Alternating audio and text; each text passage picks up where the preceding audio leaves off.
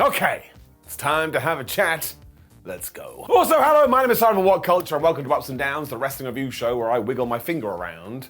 If you're rolling your eyes, that actually is the concept of this. And as I said on SmackDown Ups and Downs, I'm not in 100% health today. So anything stupid that comes out of my mouth, or if I flub some words, that'll be why I'm really on a lot of medication right now. But yeah, look, our first match was Sammy Guevara versus Action Andretti, which makes all the sense in the world because last time they fought, Sam was able to get the victory after Daniel Garcia had come out and gone tee and caused the distraction. So I was like, well, that makes sense. We can give Andretti the big win here. He can continue to climb that ladder. And it's great. I didn't know who Action Andretti was until he beat Chris Jericho. Now I do know, so we're doing the right thing. And then the guy went and lost again. And look, before we get to that point, this match was as great as it was last time. These two have such good chemistry. Until Sammy Guevara threw Action Andretti into Barricade. Now I know you're getting bored of it. You don't think it's funny anymore. It was never meant to be humorous. This is like a real protest. I can't just walk away now that things have got super duper serious. In fact, I'm gonna double down on it by doing things like this. That's right. Anyway, that aside, it looked horrible and it pissed off Action, who all of a sudden started flipping and flopping around the place, including doing this pescado that was quite frankly ridiculous, because he just does it. This is the equivalent of me walking down the street. I'm like, well, I could do this for days. The same with Mr. Andretti and his super moves. He then charged himself up and did this great split-legged moonsault, but when he went to attack Guevara on the outside with a springboard, Sammy took his knee and he smacked him right in the mouth, and I was like, man, he ain't gonna be chewing his food for a while. And then he got back in the ring and just clashed into each other, which is like the brand new spot in wrestling, when all of a sudden Action was like, well, I'm gonna break your neck, and I'm gonna break your back, because he hit a neck breaker, and he hit a back breaker, so what else was he trying to achieve? He also hit this insane moonsault to the outside, and honestly, he could have died. That's hyperbole. And he continued his potty ways too when he did the springboard 450, and yet when he went for his shooting star splash, Sammy Guevara got the knees up and it went right into Action Andretti's ribs. I'm not sure that helped at all though, because all of a sudden Timmy the Timekeeper's table was being set up, and because Sammy Guevara was lying on it, Action Andretti just smashed him through it. And let's never take this for granted. Trust me, that really hurt. Don't forget too, this was a match being shown on free Rampage television. And of course, after this, just when Action was going to the top rope to finish him off, Daniel Garcia was back and he went whoop. He pushed Andretti off there, the ref didn't see it. So Sammy Guevara hit the GTH and he pinned him for the uno, dos, tres. That did make me go, although I am gonna give it an up because again, this match was awesome and both guys were so talented. But I don't know why I'm going full wrestling nerd and geek with this and why I have a bee in my bonnet, although I don't want no bee, bees are scary. But I just couldn't shake the feeling that Action Andretti should have won. I mean, this just feels like one too many, plus he keeps getting screwed over by the Jericho Appreciation Society. So where is his mate Ricky Starks gone? He's like, well, I'm done with Jericho. You're gonna have to figure it out for yourself. So it's not really a big deal, but I am gonna give it a down because sometimes these things get in my head. And all we can do now to kind of salvage it is that Action Andretti needs to beat Daniel Garcia and he needs to beat Sammy Guevara clean as a whistle. But there's also elements to that which may not be the right call. I don't know, this is why it's hard to book a wrestling show, but seriously, watch the match, it's fabulous. They found out that Darby Allin is going to be back with us next week and he's going to let us know what his next steps are. And I can tell you that for free. He's going to climb up a building and he's going to jump off of it into a pit of fire. That's just what Darby does. We also had a quick video with Jungle Boy, who is happy that he buried Christian Cage, and what a sentence that is.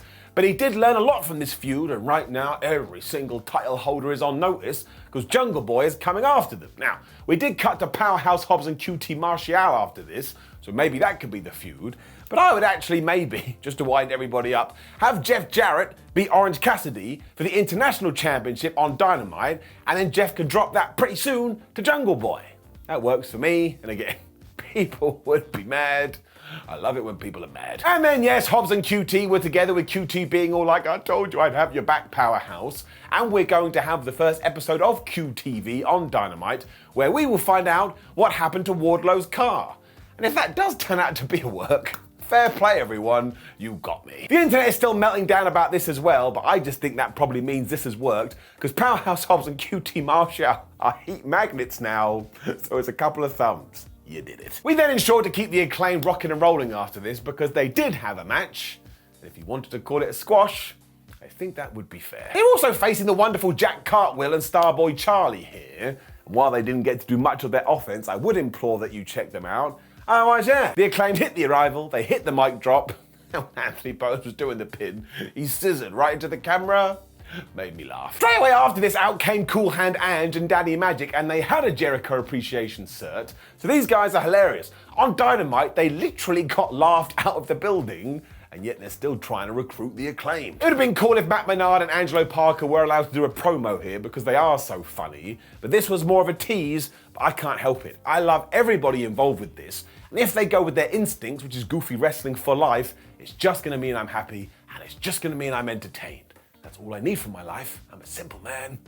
Chris Jericho was then with Sammy Guevara and Daniel Garcia, and they promised to win the trio's titles. Given that Dynamite is in Winnipeg next week, and I know everyone is saying, why is Chris Jericho in this position, given that he lost to Ricky Starks? I understand that argument, but once again, we are going to Canada. People are going to lose their minds for Chris Jericho, especially because he's in the same match with Kenny Omega, and sometimes, given what wrestling is, perfectly fine. I also don't think the JRS are going to win, so it's not an issue. When we had a match that came out of nowhere, it was Takeshita versus Preston Vance. Now, I suppose this was there to achieve a few things. One, it gave Takeshita a big win, which he does need. But also, two, we carried on this storyline with Don Callis, because Don was on commentary as he kept going, oh, this Takeshita fella looks kind of good, maybe I'll try and recruit him. And the most interesting part is that even though Jose, the assistant, was casting distraction and trying to interfere, basically, after they hit a couple of moves, Takeshita got a backslide or a variation of the most devastating move in all of sports entertainment, the surprise roll-up, and he won. Now, this really was solid stuff, and I like the Don Callis angle, and I think Takeshita is so damn good, he's going to be a megastar, so I am going to give it an up. But given that he hasn't had that many victories, can he not just hit his big move and get the 3 count? Even that wheelbarrow suplex thing would have been good. This kind of felt like he fluked it. I like Preston Vance a lot, and I think he's done great ever since he left the Dark Order, but he can be hit by some powerhouse maneuver and get the 1, 2, 3. So you can tell I'm ill. I must be a bit tired, because I am going to give it a down, especially because we get the same finish in around about 10 minutes. Swerve Strickland then basically promised to kill Keith Lee, especially because he's taken out his boys, including Trench. You have no idea how much that made me laugh. It's like, damn it. Poor Trench, he got taken out of the game. I am very excited for their eventual match, though, especially because Swerve is so good at these promos. He comes across like a psychopath when Mark Briscoe came to the ring. Now, you can't help but root for him for obvious reasons, and here he was addressing the Ring of Honor tag team titles, because at the next pay-per-view, we're going to have a brand new tag team ladder match called Reach for the Sky. The winners are going to be the brand new tag team champions. The first team in are the Lucha Bros, and we introduced them here. This is going to be absolutely crazy. I don't know who the other participants are, but you just know they're going to pull out all the stops. Also, you know the rule here on Ups and Downs. We see Mark Briscoe, and we give it an up. That dude is a hero. My excitement then returned because we had this quick skip between Matt Hardy and Stokely Hathaway, as Hardy promised to trade him for his match with Hook. Now here's what we need to do. Just rip off all the Vince and Shane McMahon vignettes for when he was training for the Royal Rumble. Because it's been over 20 years, and they are still so funny because they're so damn dumb. Look, Matt Hardy completely understands the area of wrestling. I think this could be damn good. It also meant that we were going to end this week's Rampage with a surprise, because it was Riho versus Nyla Rose, and flipping Riho won. As though Riho just hits fast forward with these things, and she smashed out a crossbody early on, when she tried to suplex Nyla Rose. I said, Riho, what the hell have you done? Have you seen Nyla Rose? She's pretty damn big. Sadly, Marina Shafir was at ringside with Rose. When the referee wasn't looking, she was casting distraction and basically throwing Riho right into the floor. But she was such a warrior during this match, she shook it off and actually busted out the Hurricane Rana. She also followed up with a double foot stomp when she got a near fall. And this was actually really smart because I went all geek here and I was like, oh, well, she's hitting all the moves because ultimately she's going to lose. But again, she didn't. Nyla did hit this huge power slam for a 2, and she also did that badass guillotine knee drop thingamajig. But when she went for a senton, nope, once again Riho was getting out of the way. It all tied into the fact that she had keep going for this Northern Light suplex, but she wasn't able to do it. And when she finally did get it done, everyone get truly crazy. This Riho knows how to get over. She also dodged out the way when Rose went for the cannibal in the corner because she's played Arkham Asylum and she knows the tactics. And Shafir was freaking out so much at this point, she tripped Riho, which meant Nyla Rose was able to go for the Beast Bomb, but Riho basically wiggled out of it, and she hit the most devastating move in all sports entertainment, the surprise roll-up. Yeah, she got the victory. I made a noise. I don't want to be that guy, which of course means I'm going to be that guy, but it does tie into the Takeshita finish. He could have just hit in his big move because it made more sense here. But either way, bring it down. The roll-up board moves up by 2 across both AEW and WWE. That's a lot of damn roll-ups. We also had an angle after this because Nyla Rose and Marina Shafir left the ringside area when out came the Outcasts, as they're now known, which is of course is Saraya, Toni Storm, and Ruby Soho. And given that Riho was here, they had beat her up a little bit, they got the spray paint, and they put the L on her. So now this makes all the sense in the world because she can go and stand alongside Britt Baker and Jamie Hayter. I don't think Riho has ever actually been involved in an AEW storyline properly. So it's about time. So it really is a shame more people don't watch Rampage because there's so many good little stories that help people build themselves up. So I'm going to take all of this and I am going to give it an up. I just like the way it's headed. Which also brought us to the end of AEW Rampage, and as ever, it's just 60 minutes of interesting watching wrestling, and it probably does need more star power, and it probably does need something that makes you go, oh my gosh, I can't believe it.